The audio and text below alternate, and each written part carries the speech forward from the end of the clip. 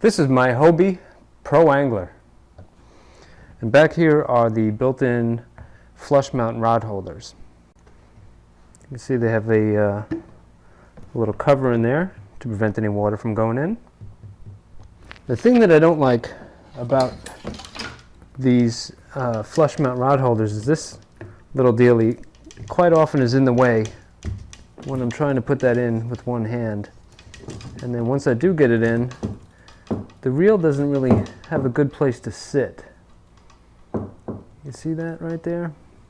I mean, it's bouncing around on this bungee cord, and if I lay it over the side like this, well, it's not very secure, and it's really close to the water line right there.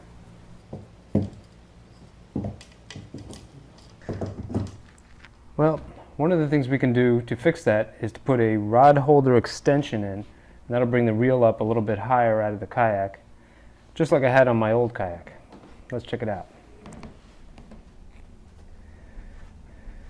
You can see on my old kayak, I had put some galvanized pipe into the flush mount rod holders that were on here. These were leashes to hold my rods down. The metal eventually gets a little rusty and gnarly looking. So this time I wanted to use PVC pipe.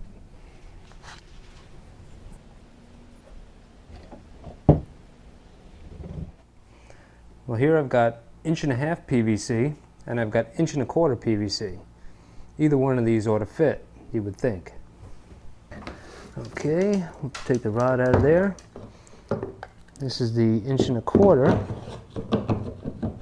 That's a little bit too loose. This is the 1.5", and that is a little bit too tight. Huh. You know, part of me thinks that Hobie does that intentionally so that the basic DIY guy won't just be able to stick some PVC in there and have a rod holder extension. They'd be more likely to go online and buy one for 10 or 20 bucks instead of, you know, something they can find on a job site for free. Well, I'm not going to be beaten so easily. There's two different things that I can do to make this work. I can take my 1.5" PVC and wrap it with some tape, and then maybe it'll fit in there kind of snug. But the tape always gets kind of gooey and gross, and I don't really like that idea. Or I can take my 1.5" PVC, heat it with a torch, and then maybe get it so that it can fit inside the hole. I'm choosing to use propane to manipulate this 1.5" PVC, soften it enough so that it'll fit inside that hole.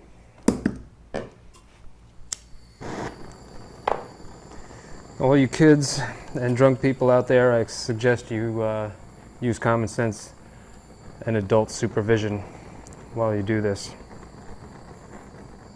Now, what I'm doing is I'm waving the flame over the PVC. You keep it in one spot for too long and it'll start to burn. What you want to do is you want to get the entire thickness of the PVC nice and hot.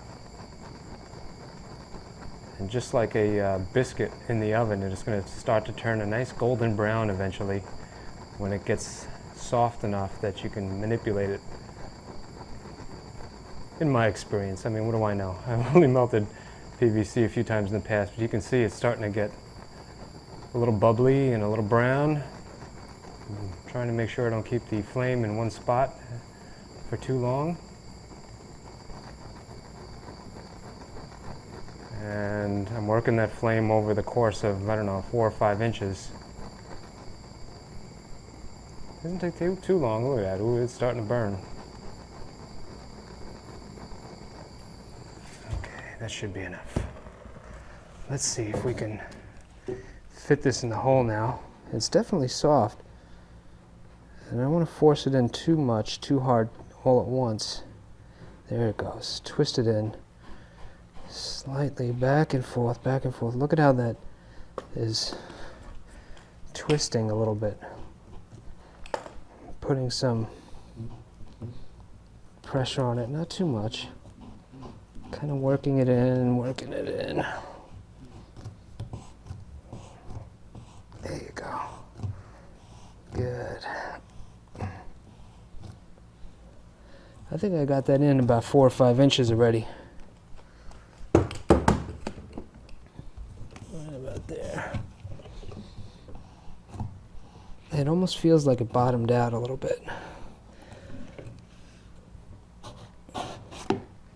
Look at that. See how that changed? That's what, 4 inches or so? Oh, yeah.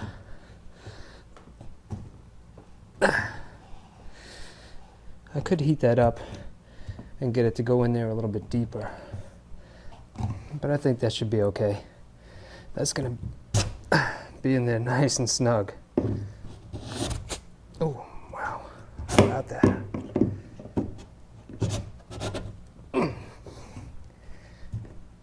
Yeah. Any pulling on the rod is gonna be like lateral pressure anyway, so I don't think I have any worry of this accidentally pulling out of there. So I'm not going to bother heating it up and pushing it in any further. But now, you see this 1.5 inch pipe fits in that hole.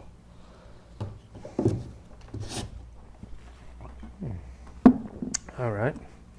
Well, the next thing that I'm going to do is I'm going to take this 22.5-degree elbow and try to figure what's the lowest point this could be, and then mark my PVC.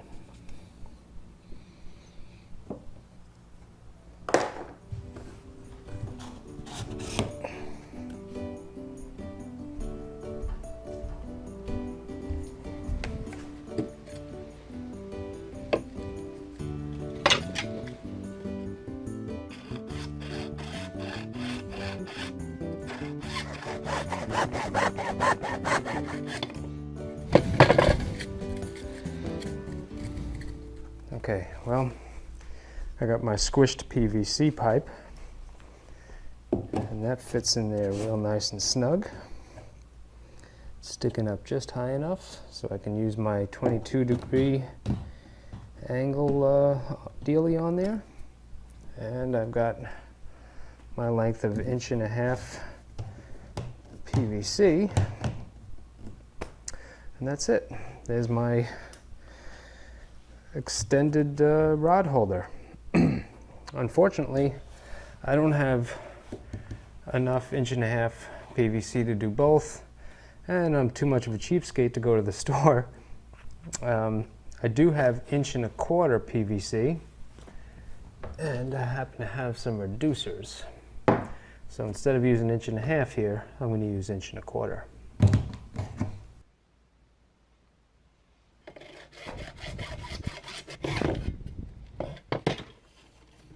Okay, that goes there, that goes there, and my 1.25 inch right there.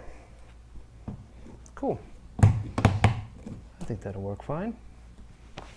One of the things I did is I tried to make sure that this was high enough to accept the distance between the support arm of the reel and the end of the butt of the rod, so that it would fit on there, because it's not going to go beyond this pivot point now. But that should work just fine even after I cut a notch in there.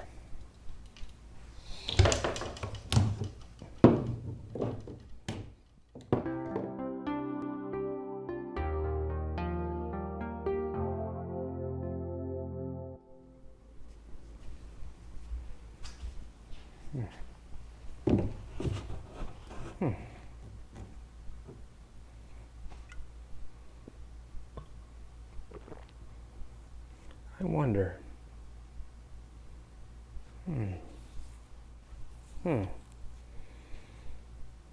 You know, I think I'm going to attempt to make this look a little bit cooler than just a piece of PVC stuck in a kayak. I mean, I think I got the function down just fine. and I want to work on the form a little bit, and this beer has inspired me.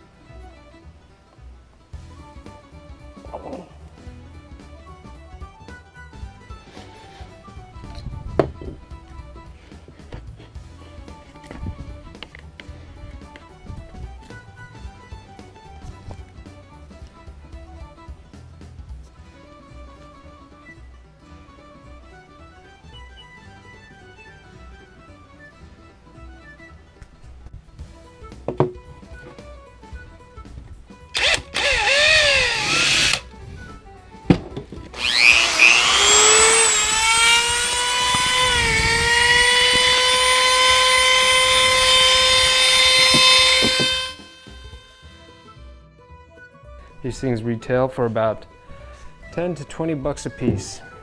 I just made some from scraps. Right, even if I had to buy that material, I just saved myself a bunch of money. Well, yet another reason why DIY and beer is great. Thanks for watching, everybody.